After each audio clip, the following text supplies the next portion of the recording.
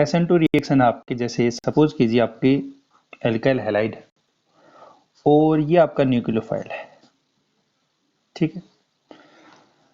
तो होगा क्या बेटा, यहाँ पे ये जो न्यूक्लियोफाइल है ये आपका क्या है, इलेक्ट्रॉन रिच है, ठीक है।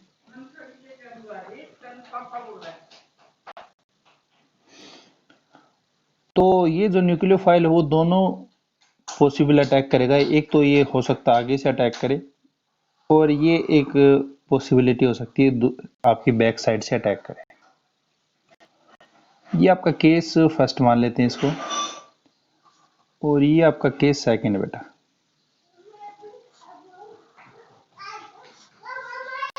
ठीक है।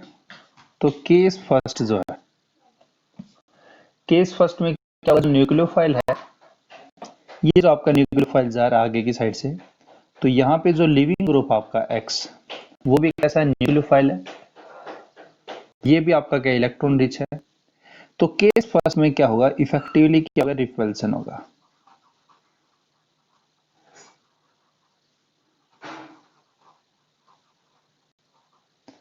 किसके बीच में होगा इफेक्टिव रिपल्सन, बिटवीन लिविंग, हाँ के दे दो,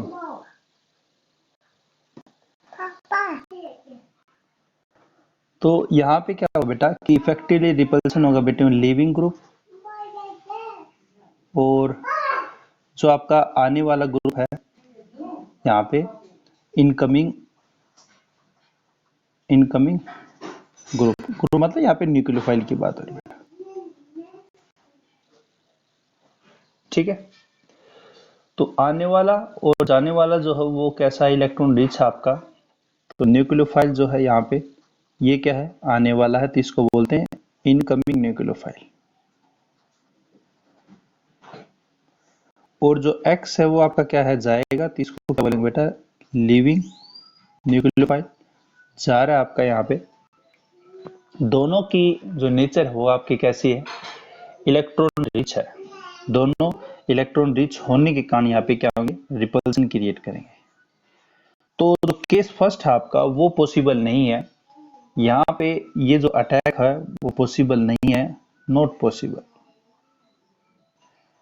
तो इसका मतलब यहाँ पे अटैक जो है वो आपका सेकंड है, और सेकंड में क्या होगा, ये न्यूक्लियोफाइल आपका बैक साइड से अटैक करेगा। तो हम ये कह सकते हैं कि केस फर्स्ट मतलब फ्रंट जो अटैक है जो SN2 में है वो आपका पॉसिबल नहीं है। क्यों पॉसिबल नहीं है, क्योंकि जो न्यूक्लियोफाइल है और जो जाने वाला न्यूक्लियोफाइल है वो दोनों के बीच में क्या होगा, इफेक्टिवली रिपल्सन होगा, ठीक है। तो इफेक्टिवली क्या होगा बेटा, यहाँ पे रिपल्सन होगा। तो केस फर्स्ट जो हुआ आपका पॉसिबल नहीं है, तो फ्रंट अटैक जो है वो आपका पॉसिबल नहीं होता है। तो एक क्वेश्चन तो यहाँ पे आपका ये सीधा सा यही बन जाएगा कि इन SN2 reaction front attack of nucleophile is not possible. Why? ठीक है, कि आपका जो SN2 है आपका, उसमें फ्रंट अटैक जो है न्यूक्लियोफाइल का वो पॉसिबल नहीं है, ऐसा क्यों है, ठीक है। तो क्यों पॉसिबल नहीं बेटा, यहाँ पे आप इसका आंसर सीधा सा लिख दोगे कि इन इनकमिंग और living nucleophile both having electron rich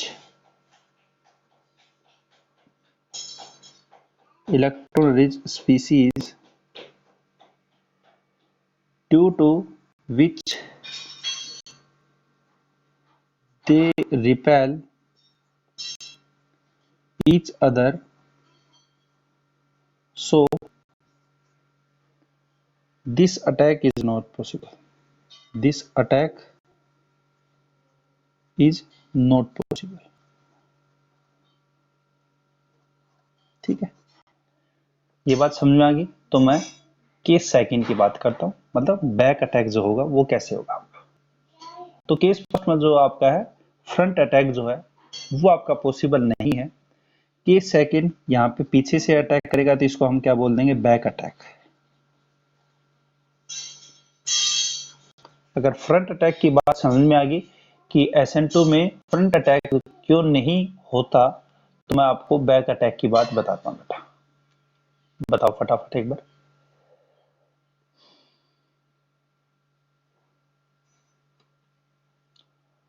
back attack की बात कर दूं, अगर बात समझ में आई तो थोड़ा सा मेरे को बताइए एक बार।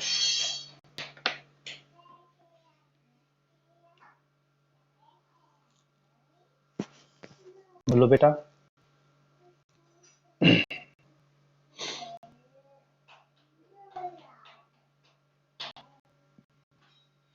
उतार रहे हो?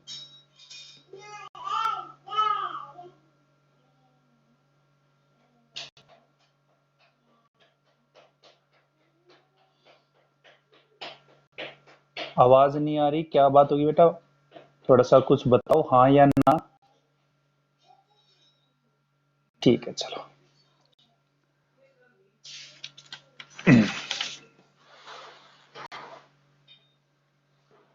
तो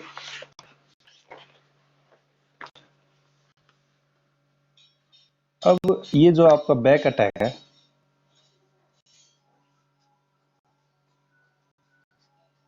ठीक है, यहाँ पे आपका हैलाइड है और ये न्यूक्लियोफाइल है,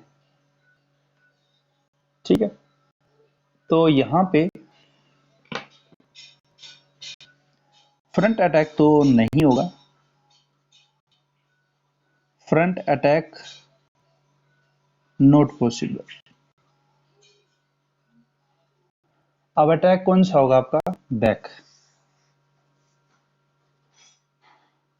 फ्रंट अटैक तो पॉसिबल नहीं है, कारण आपने देख लिया, इफेक्टिव रिपल्सन।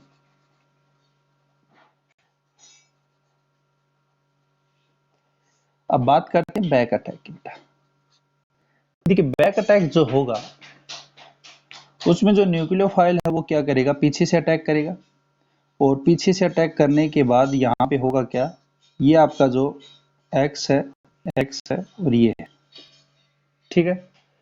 तो यहाँ पे ये जो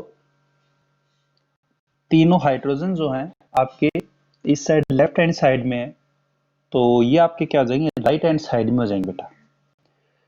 और यहाँ पे इसके साथ साथ आपका दो बॉन्ड और बनेंगे।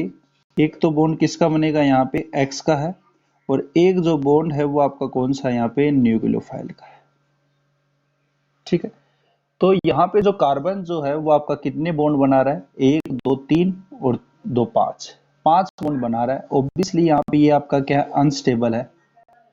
और ये जो स्टेट है ये कौन सी आपकी ट्रांजिशन स्टेट है बेटा, ये आपकी क्या होती है, ट्रांजिशन स्टेट होती है, ठीक है। ये आपकी क्या है, ट्रांजिशन स्टेट है बेटा। अब यहाँ पे होगा क्या कि ये जो एक्स के साथ बॉन्ड बना हुआ है ये आपका बॉन्ड टूटेगा, बॉन्ड ब्रेकिंग होगा। न्यूक्लियोफाइल के साथ क्या होगा, बॉन्ड फॉर्मेशन होगा। तो बी एफ हो गया, B F stand for bond formation, और बीबी का stand formation for bond breaking. ये बॉन्ड आपका क्या होगा, टूटेगा आपका।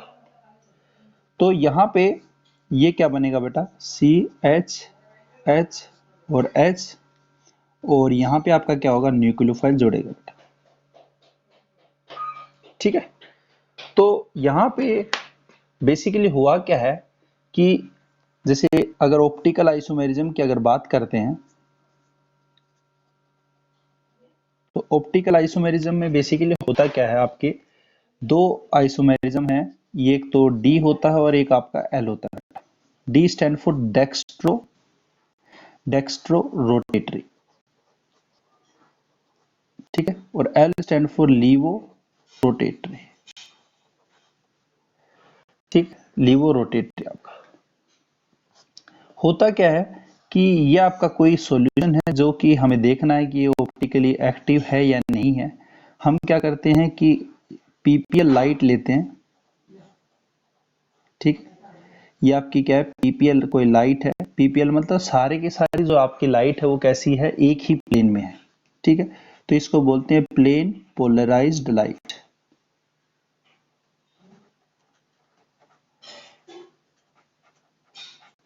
ठीक है बेटा। तो ये प्लेन पोलराइज्ड लाइट जो है वो सॉल्यूशन में से पास होती है, तो ये आपका सॉल्यूशन है।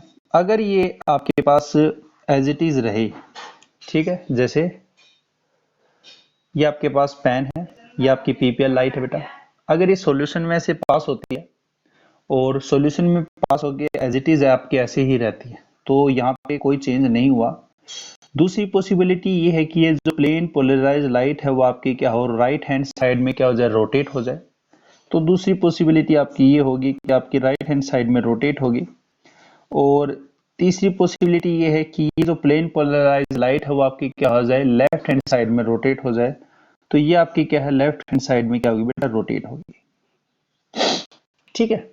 अगर यहाँ पे कोई चेंज नहीं हुआ, नो चेंज, तो इसका मतलब यहाँ पे जो आपका सॉल्यूशन वो कैसा है, ऑप्टिकली इनएक्टिव है, वो ऑप्टिकल आइसोमेरिज्म को शो नहीं करेगा। इनएक्टिव का मीन्स यहाँ पे ये है बेटा।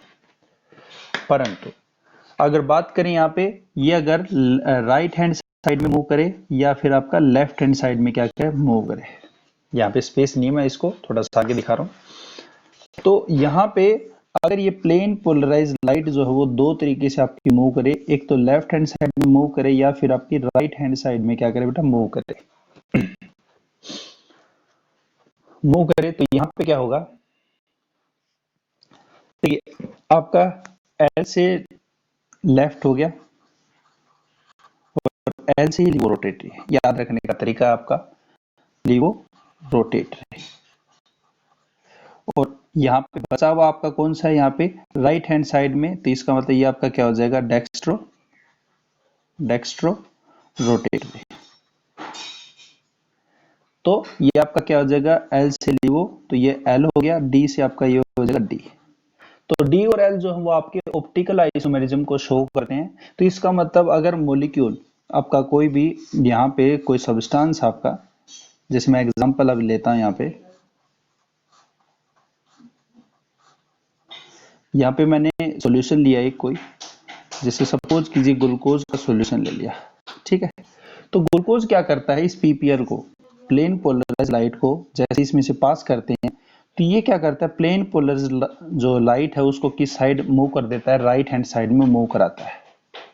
राइट हैंड साइड का मतलब तो ये कैसा हो गया बेटा, डेक्स्ट्रो रोटेटरी हो गया, डेक्स्ट्रो रोटेटरी हो गया, यस या नो। डेक्स्ट्रो रोटेटरी को किससे डिनोट करते हैं, डी से डिनोट करते हैं।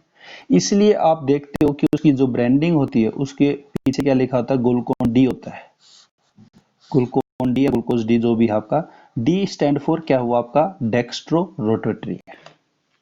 क्योंकि जब आप बायोमोलिक्यूल्स में आप देखोगे तो बायोमोलिक्यूल्स में देखना C6H12O6 ग्लूकोज का ये फॉर्मूला आता है और फ्रक्टोज का भी यही फॉर्मूला आता है बेटा। ठीक है, दोनों का फॉर्मूला सेम होता है, पर ग्लूकोज जो होता है वो डेक्स्ट्रो रोटेटरी होता है, डी होता है, जबकि फ्रक्टोज जो होता है वो कैसा होता है आपका, लीवो रोटेटरी होता है, एल होता है बेटा। ये इसका ऑप्टिकली ये क्या होता है, डिफरेंट होते हैं। तो ओवरऑल मोरल ऑफ स्टोरी आप यहाँ पे क्या निकला, तो यहाँ पे अगर कोई मॉलिक्यूल जो है आपका ऑप्टिकली एक्टिव होगा तो वो आपका या तो डेक्स्ट्रो रोटेटरी शो करेगा या फिर आपका लीवो रोटेटरी शो करेगा। अगर पीपीएल लाइट में कोई चेंज नहीं होता है, एज इट इज रहती है, तो वो आपके कोई चेंजमेंट नहीं होने वाला। अब SN2 में क्या काम आएगा इसका देखिए, ठीक है। SN2 में आपका यहाँ पे क्या है, देखिए कि ये जो आपका मॉलिक्यूल है, इसमें मॉलिक्यूल जो है इसके एटम किस साइड अटैच है, ये सारे के सारे अभी ये आपकी लेफ्ट हैंड साइड में है। अब यहाँ पे जैसे ही आपका न्यूक्लियोफाइल अटैक किया तो यहाँ पे एटम किस साइड हो गया, आपके राइट हैंड साइड में मूव करके। तो इसका मतलब ये है कि अगर ऊपर वाला मॉलिक्यूल सपोज कीजिए अगर ये डेक्स्ट्रो रोटेटरी है, ठीक है, तो ये नीचे वाला मॉलिक्यूल आपका क्या हो जाएगा, लीवो रोटेटरी हो जाएगा। क्यों, क्योंकि यहाँ पे जो आपका न्यूक्लियोफाइल अटैक किया है, उस न्यूक्लियोफाइल अटैक होने के बाद यहाँ पे इसकी ऑप्टिकली जो है वो क्या होगी, चेंज होगी। ठीक है। तो न्यूक्लियोफाइल अटैक होती है यहाँ पे आपका, अगर सपोज कीजिए अगर डेक्स्ट्रो रोटेटरी तो वो आपका क्या होगा, लीवो रोटेटरी हो गया। अगर ये आपका लीवो रोटेटरी है रिएक्टेंट, तो प्रोडक्ट आपका कैसा बनेगा, डेक्स्ट्रो रोटेटरी बनेगा। तो यहां पे ये जो आपका ये आपका जो रिएक्टेंट है और ये आपका न्यूक्लियोफाइल है, SN2 से जाएगी जब रिएक्शन, तो SN2 में न्यूक्लियोफाइल कहां पे अटैक करेगा, बैक साइड से अटैक करेगा। तो बैक अटैक पॉसिबल है, यहाँ पे बैक अटैक होगा, फ्रंट अटैक आपका नहीं होगा। तो यहाँ पे क्या बना आपका, ये न्यूक्लियोफाइल इस तरह से होगा। ये आपका क्या बना बेटा, प्रोडक्ट बना। ये आपका क्या बना, प्रोडक्ट बना। तो मैंने क्या बताया, अगर आपका ये आपका क्या बेटा, अगर लीवो रोटेटरी है तो ये आपका क्या हो जाएगा, डेक्स्ट्रो रोटेटरी हो जाएगा। तो कुल मिला के यहाँ पे क्या हो रहा है, कॉन्फ़िगरेशन जो है, ठीक है, वो क्या हो रही है, मॉलिक्यूल की चेंज हो रही है। इसी फिनोमिना को हम क्या पढ़ेंगे, क्योंकि ये जो साइंटिस्ट है उसने किसने खोजा था, वाल्डन ने खोजा था। और ऑप्टिकली जो आइसोमेरिज्म वो क्या हो रही है, यहाँ पे ऑप्टिकली जो एक्टिविटी है वो क्या हो रही है, आपकी चेंज हो रही है। यहाँ पे अगर लीवो है तो ये डेक्स्ट्रो बन रहा है, अगर ये डेक्स्ट्रो है तो ये आपका लीवो बन रहा है। तो जस्ट उसकी क्या हो रही है, इन्वर्ट हो रही है, उल्टी हो रही है। तो इसी को बोलते हैं वाल्डन इन्वर्जन। इसी को क्या बोलते हैं, वाल्डन इन्वर्जन। क्यों बेटा, क्योंकि आपका रिएक्टेंट जो है वो कैसा था, लीवो रोटेटरी था, और यहाँ पे बन क्या गया प्रोडक्ट आपका, डेक्स्ट्रो रोटेटरी। तो configuration of molecule will become opposite to each other. ऐसे को हम क्या बोलते हैं, Walden is name of scientist. और ये जो फिनोमिना हो रहा है उसने इसको क्या नाम दे दिया, इन्वर्जन। की मॉलिक्यूल जो है आपके रिएक्टेंट और प्रोडक्ट जो है उनकी ऑप्टिकली एक्टिविटी जो है वो एक दूसरे के जस्ट अपोजिट है। अगर रिएक्टेंट डेक्स्ट्रो होगा तो ये लीवो होगा, अगर ये लीवो है तो ये डेक्स्ट्रो है। इसी फिनोमिना को बोलते हैं वाल्डन इन्वर्जन। बात समझ में आई? तो मैं वाल्डन इन्वर्जन की डेफिनेशन लिखवा देता हूं, एक बार बताओ।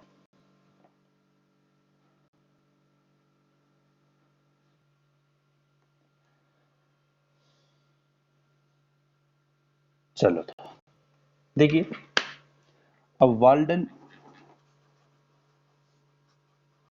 इन्वर्जन शॉर्ट नोट पूछ लेता, व्हाट इज वाल्डन इन्वर्जन। क्या लिखेंगे, इन SN2 reaction nucleophile attack from backside only due to which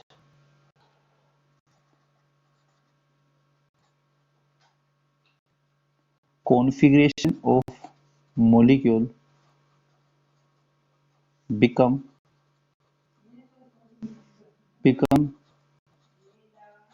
change and it just opposite to the reactant,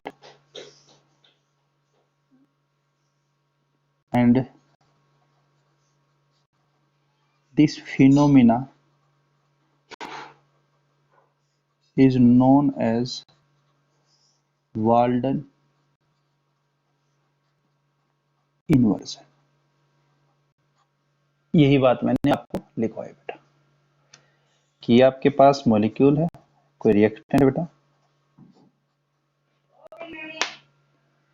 ठीक है, और ये आपका न्यूक्लियोफाइल है, SN2 में जाएगा, ओनली बैक अटैक पॉसिबल है, फ्रंट अटैक आपका पॉसिबल नहीं है, क्योंकि उसमें क्या होगा, रिपल्सन होगा। जो आपका न्यूक्लियोफाइल है और एक्स ग्रुप में जो आपका है लिविंग ग्रुप में, दोनों की इलेक्ट्रॉन डेंसिटी आपकी क्या है, दोनों इलेक्ट्रॉन रिच हैं, दोनों के पास इलेक्ट्रॉन डेंसिटी है, दोनों के पास नेगेटिव चार्ज है, रिपल्सन ज्यादा करेंगे। तो फ्रंट अटैक तो पॉसिबल नहीं है, जिसके कारण यहाँ पे क्या होगा बेटा आपका, बैक अटैक पॉसिबल होगा। और यहाँ पे कॉन्फ़िगरेशन जो मॉलिक्यूल की, अगर डी है ये तो ये आपका क्या बन जाएगा, एल बन जाएगा। अगर ये एल है तो ये आपका क्या बन जाएगा, डी बन जाएगा। इसी को बोलते हैं वाल्डन इन्वर्जन।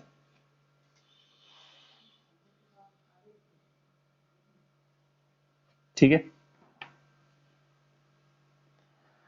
तो SN2 में क्या क्या बातें देखिए। अगर आप सपोज कीजिए बल्कि ग्रुप लेते हो,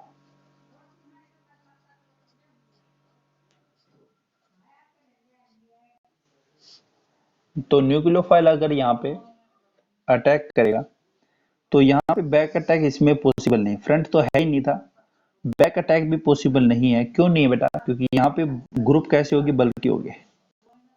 ठीक है, ये ग्रुप कैसे होगी, आपके बल्कि होगी, जिसके कारण यहाँ पे बैक अटैक भी पॉसिबल नहीं होता। Back attack not possible. क्यों, क्योंकि यहाँ पे ये जो बल्कि ग्रुप है,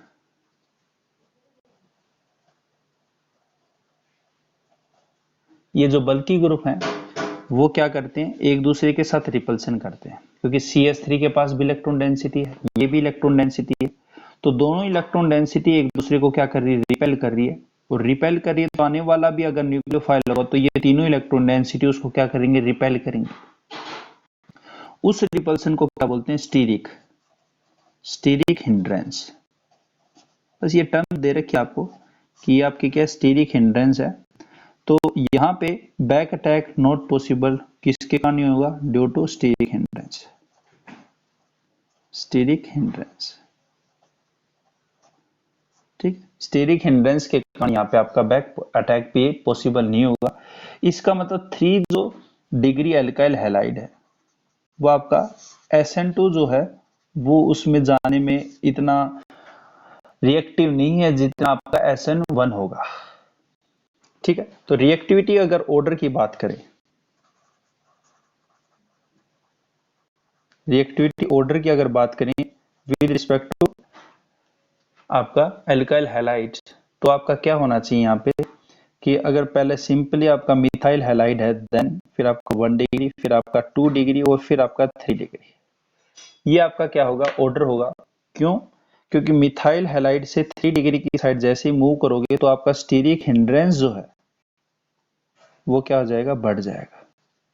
स्टीरिक हिंड्रेंस क्या हो जाएगा बेटा, इंक्रीज हो जाएगा, जिसके कारण जो आपका न्यूक्लियोफाइल आएगा पीछे से अटैक करेगा तो इनमें रिपल्सन जो है वो रिपल्सन क्रिएट होगा। और रिपल्सन होने के कारण यहाँ पे कोई भी बैक अटैक पॉसिबल नहीं होगा।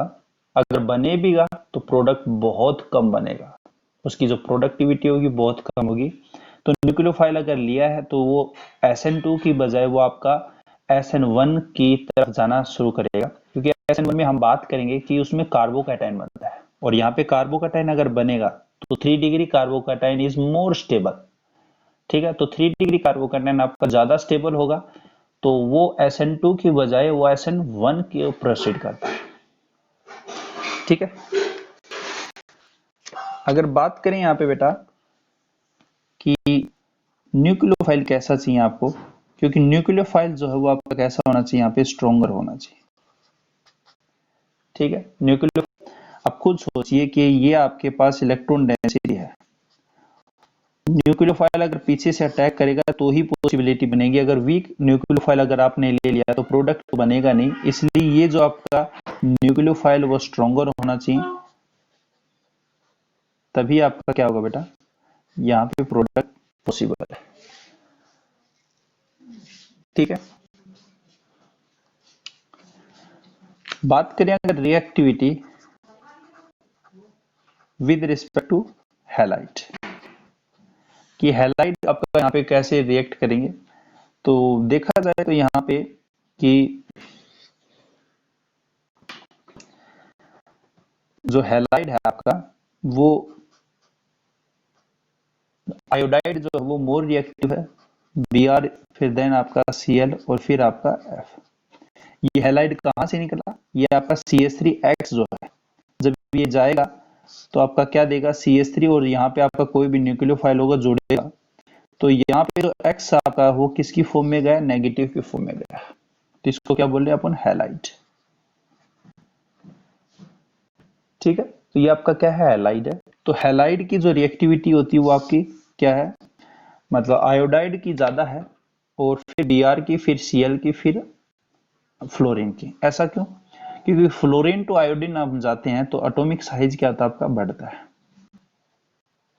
अब बात ये आए तो एटॉमिक साइज से क्या होगा, देखिए ये फ्लोरीन का मैं मान लेता हूँ फ्लोराइड है, और ये आपका आयोडाइड है बेटा। यहाँ पे फ्लोराइड का साइज छोटा है और यहाँ पे आयोडाइड का साइज जो है वो बड़ा है। यहाँ पे जब जाएंगे तो इलेक्ट्रॉन डेंसिटी लेके जाएंगे, तो यहाँ पे इलेक्ट्रॉन और यहाँ पे इलेक्ट्रॉन, आप खुद देखिए, हमें पता है कि यहाँ पे नेगेटिव चार्ज है और इस पे नेगेटिव चार्ज है, और पर डिस्टेंस जो है वो फ्लोरीन के रिस्पेक्ट में क्या है, यहाँ पे आयोडीन में क्या है, ज्यादा है। तो फ्लोरीन में इलेक्ट्रॉन और इलेक्ट्रॉन जो है वो पास में होते हैं, यहाँ पे डिस्टेंस जो होती है दोनों के बीच में वो कैसी होती है, कम होती है, जबकि इसमें जो डिस्टेंस वो कैसी है, ज्यादा है।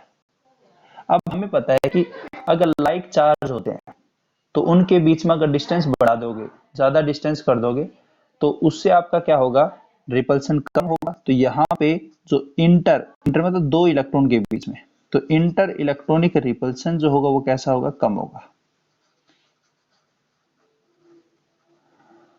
ठीक है, जबकि यहाँ पे डिस्टेंस कम है, तो जिसके कारण इंटर इलेक्ट्रॉनिक जो रिपल्सन है वो क्या होगा, ज्यादा होगा। अगर ज्यादा होगा तो लेस स्टेबल होगा बेटा। यहाँ पे रिपल्सन कैसा है, कम है, तो स्टेबिलिटी इसकी क्या हो जाएगी, ज्यादा हो जाएगी। स्टेबिलिटी क्या हो जाएगी बेटा, हाई हो जाएगी आपकी।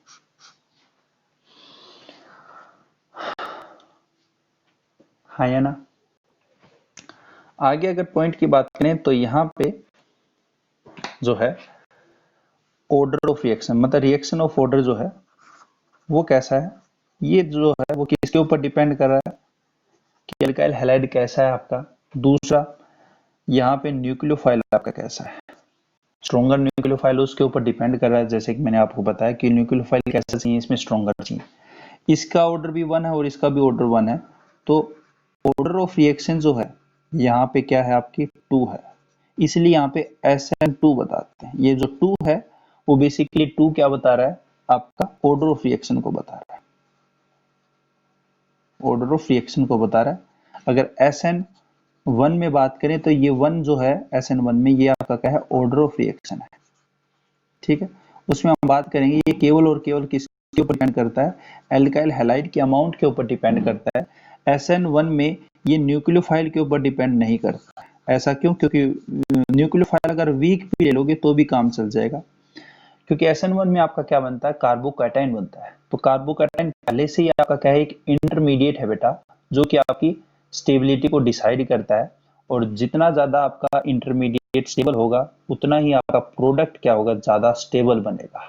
ठीक है, ये आप याद रखना, जितना ज्यादा आपका इंटरमीडिएट स्टेबल होगा उतना ही ज्यादा आपका क्या बनेगा, स्टेबल प्रोडक्ट बनेगा। तो ये थोड़ी सी सिंपल सी बात थी आपकी SN2 रिएक्शन के रिस्पेक्ट में। तो SN2 में आपकी क्या क्या बनेंगे, देखिए मैं एक बार यहाँ पे एक बार पूरा का पूरा एक बार ब्रीफली यहाँ पे आपको बता देता हूँ क्या क्या चीजें हुई आपके साथ।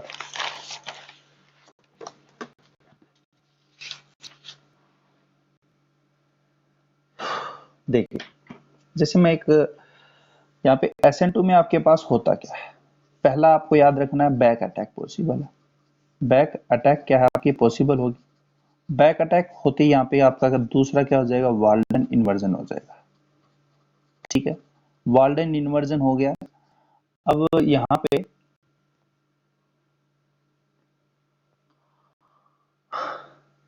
तो यहाँ पे आपका क्या होगा, ओनली ट्रांजिशन स्टेट फॉर्म होगी, नॉट इंटरमीडिएट।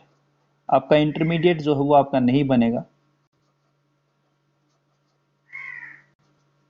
ठीक है, फोर्थ जो है इसमें बेटा क्या होगा, देखिए इसमें अगर रिएक्टिविटी की बात करें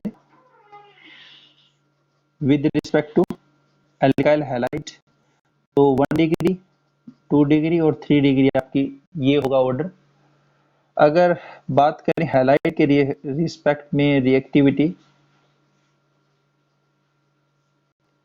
हैलाइड के रिस्पेक्ट में अगर बात करें तो आयोडाइड इज मोर रिएक्टिव, फिर बी आर ब्रोमाइड, फिर आपका क्लोराइड, फिर आपका फ्लोराइड। ठीक है।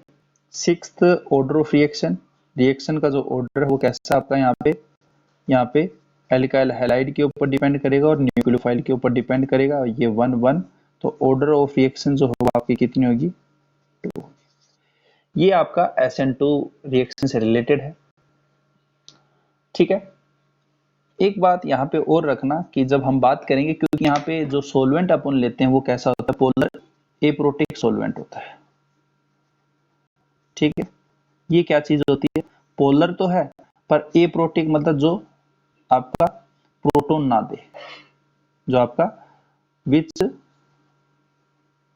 Can not give proton, H+ ना दे।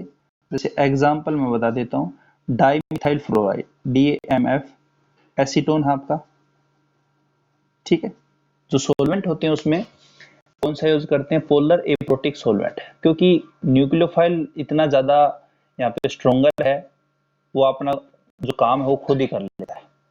जबकि इन SN1 हम यहाँ पे बात करेंगे कि ये आपका कैसा होता है, पोलर प्रोटिक सोलवेंट होता है, मतलब वो सोलवेंट जो पोलर भी है और प्रोटॉन को भी देता है, उसको हम क्या बोलते हैं, पोलर प्रोटिक सोलवेंट बोलते हैं। प्रोटिक कहाँ से बोला है, प्रोटिक मतलब प्रोटॉन, प्रोटिक का मीन्स क्या बेटा, प्रोटॉन है यहाँ पे।